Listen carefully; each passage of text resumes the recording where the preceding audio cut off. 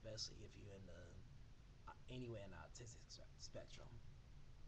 It's an inspiring book, and it's one of the first books where you don't get to hear about you don't have to hear about autism as a dreadful disease or a mistake. It actually paints this book pretty much paints a wonderful world of how the brain works for somebody who's autistic. His name of the book is called Nobody Nowhere by Donna Williams. And she pretty much are in the same league as Temple Grandin. Both of them pretty much talk about how their brain works in certain situations. And also, it's also kind of like her memoir of living with autism from age 3 until she was in her mid 20s back in the like the late 1980s, early 90s. And it's like, wow, why did I, why didn't I pick up this book a long time ago? I mean, if I picked the book, if I was reading the book back in, let's see, 2006, I could have a better understanding of my world. And furthermore, I could have had, like, I could have, like, a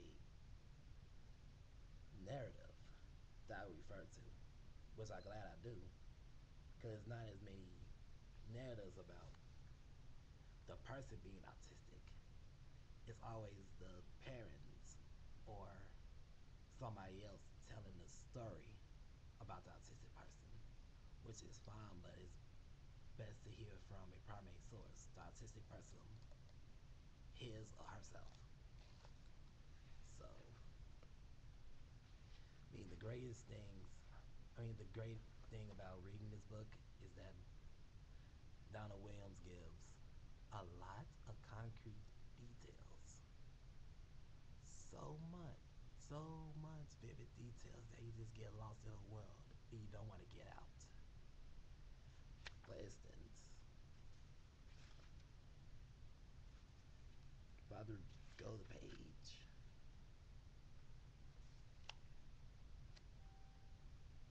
3,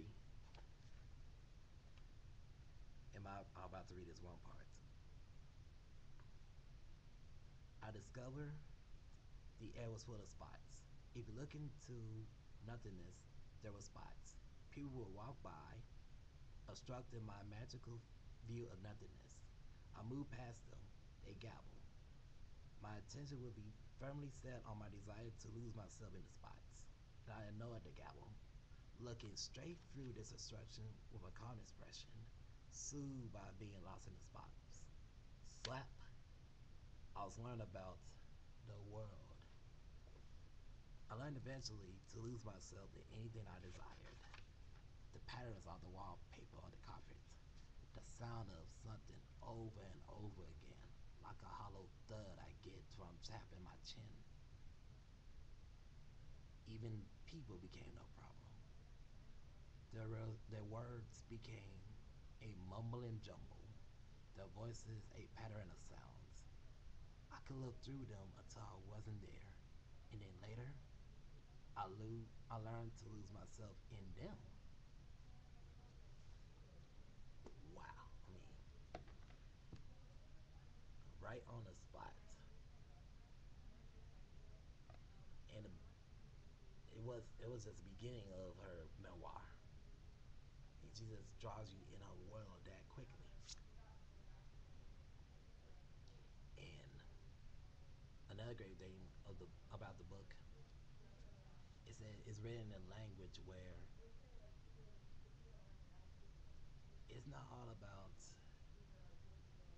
I mean, of course, she had great grammar, but it's not about sentence structure or where the sentence go or how much details you need to give. She gave as much as detail as she could in the things that she knows and she doesn't know nothing, then if she doesn't know a certain thing, then she don't have to describe it. It's like she was writing as if she was talking to you. And she also breaks up the paragraphs or breaks up sections as if she was going from one idea to another without transitions. I mean, that's how my artistic mind work, at least. When it comes to writing, I'll write down I don't transition from thought to thought all the time.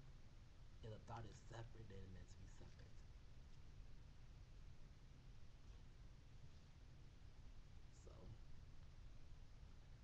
but like Donna Williams, I can write beautiful sentences, beautiful descriptions of things. Anything from this webcam to like the skies, or even sound like a beautiful woman or a beautiful object, like this business card, this shiny, glossy, but a bit beat up business card. But back to the book. And she pretty much is good with language, not in the sense of using concepts or words, but she's very great with describing things in detail and just creating worlds. She's like very creative with that. I mean, that's the great thing about having a mind that thinks in pictures. Because there's lots of worlds. If you play in a movie, like Tubman Grandin said many times in a lecture or even in the movie. Ah, sorry about that. Head itch. But so yeah, if you want to learn, if you want to really know what autism is or how the autistic mind work from a first person perspective, I recommend you get in Nowhere by Donna Williams.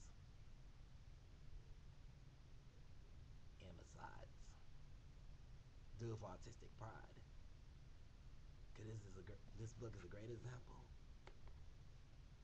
of, you don't have to be afraid to be autistic.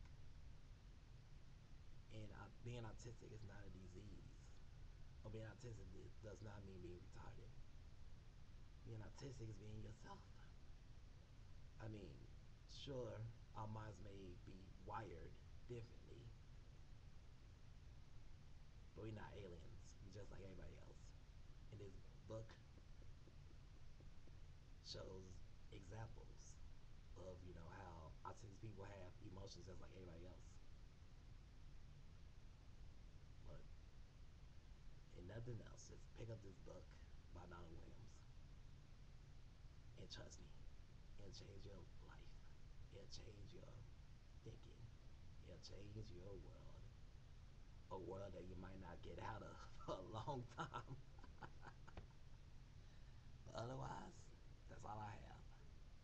This is Timothy Gordon, signing out. Good night, everyone.